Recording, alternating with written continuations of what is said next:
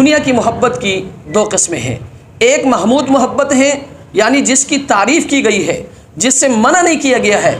اور ایک مذموم محبت ہے، یعنی جس کی مذمت کی گئی ہے اور جس سے منع کیا گیا ہے۔ محمود محبت یہ ہے کہ آپ دنیا بھی کماتے ہیں لیکن آپ شریعت کے حدود سے تجاوز نہیں کرتے، آپ کے دل میں دنیا کی محبت نہیں ہے،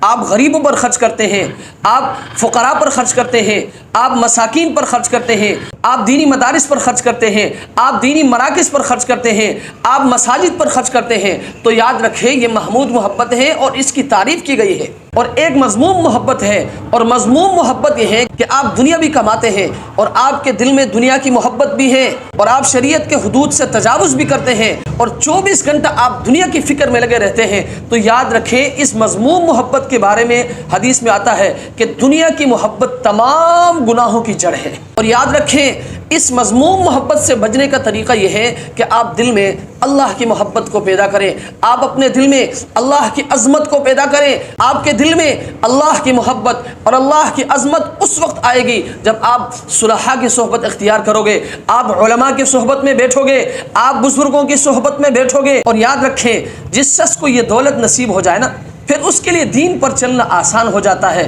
اس لیے میرے بھائی